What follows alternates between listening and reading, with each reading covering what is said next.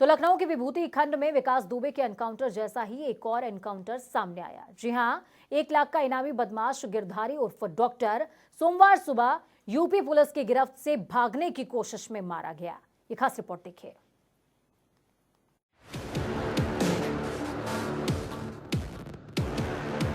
कानपुर बिकरू कांड में विकास दुबे के एनकाउंटर जैसा मामला लखनऊ में भी देखने को मिला। लखनऊ के विभूति खंड थाना क्षेत्र में 6 जनवरी को हुए गैंग वॉर में अजीत सिंह की हत्या का मुख्य आरोपी गिरधारी उर्फ डॉक्टर का पुलिस ने एनकाउंटर कर दिया। आपको बता दें कि अजीत सिंह की हत्या के बाद गिरधारी दिल्ली में गिरफ्तार हुआ था और गिरधारी से लखनऊ पुलिस 2 दिन की रिमांड पर लेते हुए पूछताछ कर रही थी। पुलिस के मुताबिक आरोपी की निशानदेही पर पुलिस आला कत्ल बरामद करने के लिए आरोपी को ले गई थी।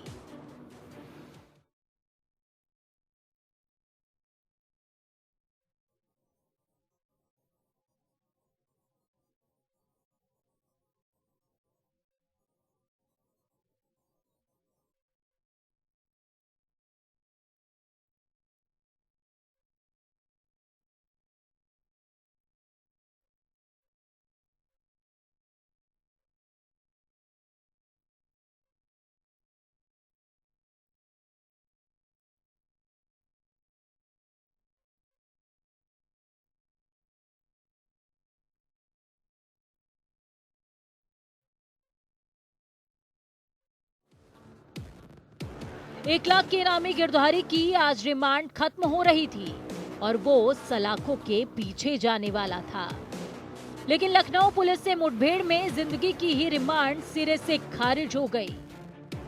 यूपी पुलिस की ओर से एक के बाद एक जुर्म पर शिकंजा कसने की घटनाएं सामने आ रही हैं और इसी के तहत फिर से इनामी बदमाश गिरधारी का एनकाउंटर करते हुए अपराधियों को सख्त संदेश दिया गया है कि यूपी में अपराधियों की कोई जगह नहीं है। खैर, गिरधारी के एनकाउंटर की कहानी कानपुर के बिकरू कांड के आरोपी विकास दुबे के मुठभेड़ जैसी ही है। विकास दुबे को भी असलहा छीनकर भागने के प्रयास के दौरान ही मार गिराया गया था, जिस पर सियासत भी सामने आ रही है। लखनऊ के विभूतिखंड थाना क्षेत्र में 6 जनवरी को ताबड़तोड़ फायरिंग में अजीत सिंह की हत्या का मुख्य आरोपी गिरधर उर्फ डॉक्टर आज मार गिराया गया। पुलिस यहां उस गिरधारी सिंह को लाई थी, गिरधारी उर्फ डॉक्टर को यहां पर लाई थी। दरअसल गिरधारी उर्फ डॉक्टर का जिस तरीके से पूछताछ हुई उसमें उसने कबूला था कि उसने जब अजीत सिंह की हत्या की थी उसके बाद वो यहां छुपा था और उसकी जो पिस्टल थी जिससे अजीत सिंह की हत्या की थी वो वहीं छुपाई है। इस निशानदेही पर विभूतिखंड पुलिस यहां पर गिरधारी को लाई थी। उसके बाद यहां पर जब यहां पर पुलिस की जीप उतरती है, पुलिस की जीप उतरने के बाद जो मुख्य आरोपी गिरधारी सिंह था, यहां पर जिस तरीके से पुलिस की ही बट से उस पर हमला कर दिया, जिसमें एक पुलिसकर्मी घायल हो गया। घायल होने के बाद जो साथ में पुलिस आई थी फोर्स, उसको यहां पर इसी झाड़ियों में घेर लिया गया।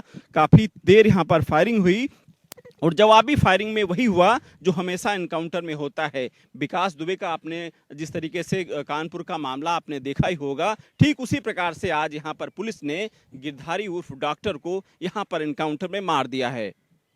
कैमरामैन आशीष यादव के साथ अनूप सिंह, जनता टीवी, लखनऊ। तो ग्राफिक्स के जरिए समझिए कि पूरा मामला आखिरकार क्या कुछ रहा है। अजीत सिंह हत्याकांड का मुख्य आरोपित था गिरधारी उर्फ डॉक्टर। 3 दिन की रिमांड पर लखनऊ लाया गया था। पुलिस अभिरक्षा से फरार होने की कोशिश में मारा गया है गिरधारी। रिमांड के दौरान गिरधारी ने कबूला कुंटू सिंह और सफेद पोश का पूरा कच्चा चिट्ठा। दरोगा के चेहरे पर सिर से गिरधारी ने वार किया था, लहूलुहान किया था। गोली खाने के बाद भी उसकी सांसें चलती नजर आई थी। वहीं गिरफ्तारी देने के लिए दिल्ली भागा था गिरधारी। तो वहीं सपा प्रवक्ता सुनील सिंह साजन ने योगी सरकार पर कानून व्यवस्था को लेकर हमला बोला है। क्या कुछ कहा, सुनिए। आप अभी भी 4 साल में लगातार महिलाओं पर हो रहे अपराधों को नहीं रोक पाए हैं। कहीं न कहीं बलात्कारियों के पक्ष में खड़े हो जाते हैं, कभी उन्नाव की घटना में खड़े हो जाते हैं, कभी शाहजहांपुर की घटना में आप उनके पक्ष में खड़े हो जाते हैं, उनके वकील बन जाते हैं।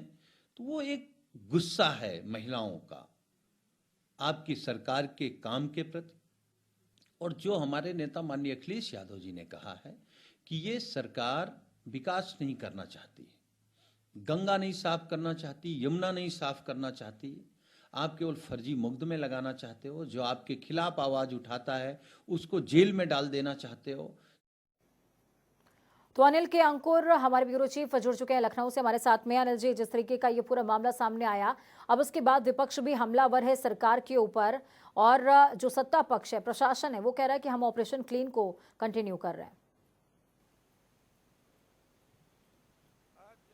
पूजा आप सही कर रही है। अभी आज दोपहर में मेरी मुलाकात नेता प्रतिपक्ष से हुई थी।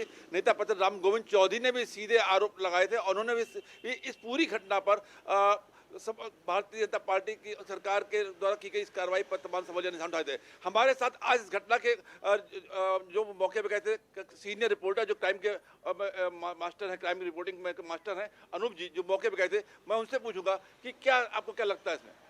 देखिए, जिस तरीके से घटना, मुझे वही याद है कि 6 जनवरी को घटना हुई थी, ताबड़तोड़ फायरिंग हुई थी वहाँ पर, और ताबड़तोड़ फायरिंग में जिस तरीके से पूर्वांचल से लगा से पश्चिम तक के जो माफिया थे वो वहाँ पर करीब काफ़ी देर वहाँ फायरिंग किए था। वो लखनऊ पुलिस, जहाँ पर मुख्यमंत्री खुद रहते हों, डीजीपी खुद रहते हों, वहाँ पर जिस तरीके से फायरिंग हुई थी, उसके बाद वो सारे के सारे अपराधी वो भाग चुके थे। लखनऊ पुलिस चंगुल से बाहर थे और सब कोई दिल्ली पहुँच गया था तो कोई कहीं पहुँच गया था। कहीं ना कहीं पुलिस का फेलियर इसमें साबित हुआ। उसके बाद आपने देखा कि दिल्ली में उसने वहां पर गिरफ्तारी दिलाई। गिरफ्तारी के बाद पुलिस उसको रिमांड पर लाती है, पूछताछ करती। 2 दिन पूछताछ के बाद आखिर 2:30 बजे रात में आला कत्ल बरामद करने की क्या आवश्यकता थी। वहां पर बुलेट प्रूफ जैकेट पहन के पुलिसकर्मी गए थे, फिर उसके बाद गोली कैसे लगी, और उनका पुलिस का खुद ही वहां पर असलहा जिस तरीके से वहां पर छीना गया, असलहे के बाद फिर वहां पर उसने फायरिंग की। और फिर क्या पुलिस के असलहे में सिर्फ एक ही कारतूस थी कि एक पुलिसकर्मी घायल हो गया, उसके बाद बाकी के बाकी बच गए। तो कहीं ना कहीं इस इनकाउंटर भी तमाम सवाल खड़े होते हैं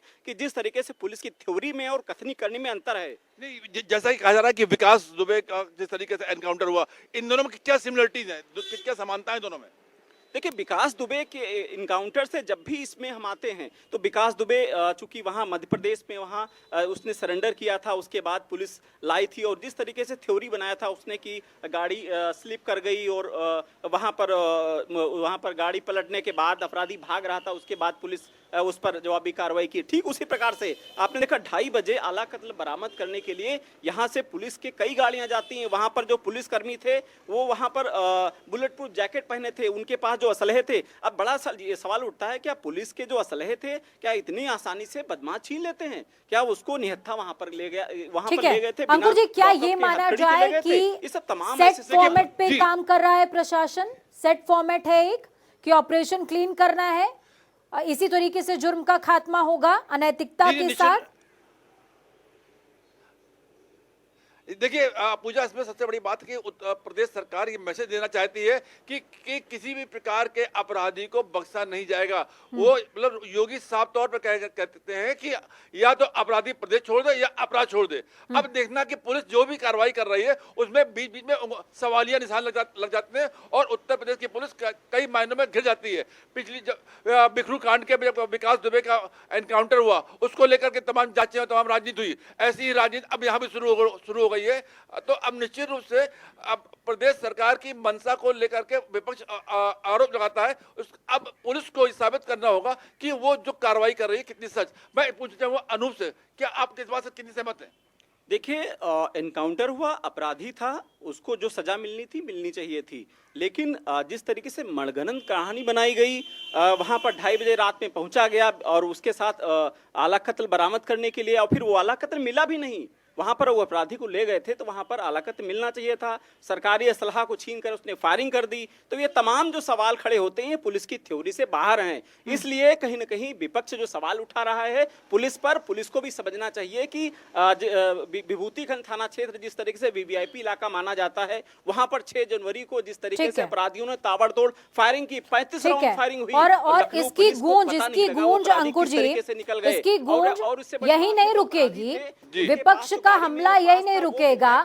मेरे ख्याल में ये विधानसभा तक जाएगा, बजट सत्र तक जाना चाहिए। चलिए, बहुत बहुत शुक्रिया हमारे साथ जुड़ने का, आप दोनों का ही, और अहम जानकारी साझा करने के लिए। ग्राउंड जीरो पर लगातार नजर बनाए रखिए।